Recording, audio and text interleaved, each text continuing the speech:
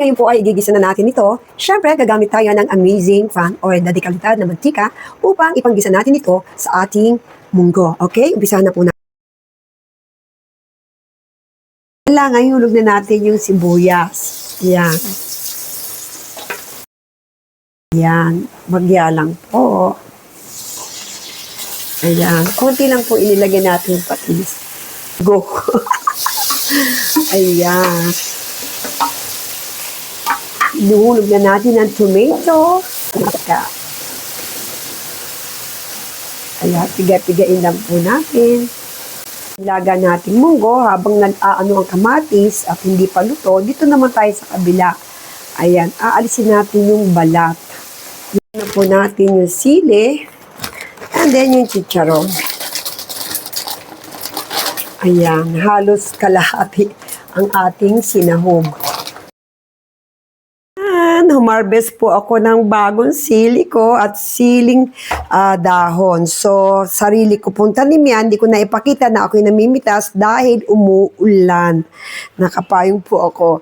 Ayan, lalaki ng sili ko. Oh, grabe, ang lalaki. I'm so happy.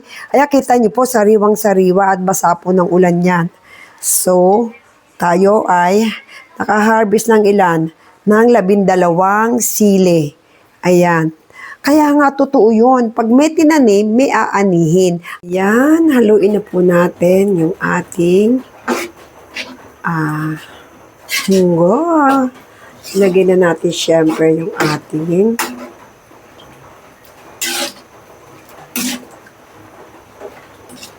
ayan, maglalagay din ako ng siling birthday na aking hinarvest na malaking sili.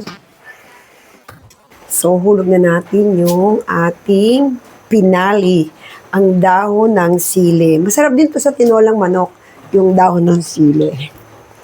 So, haluin po. Ang laki po ng sili ko, oh.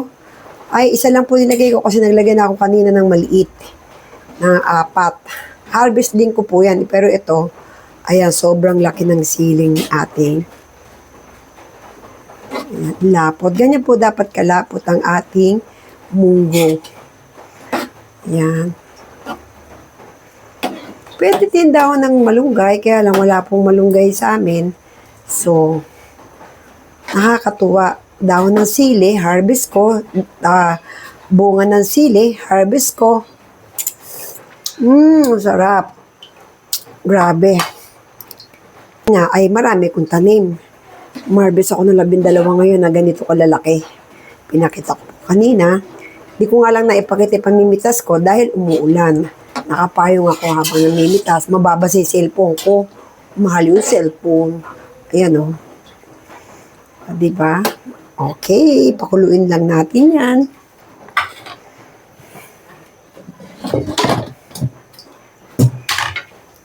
Kaya kumukulo na po ang ating munggo.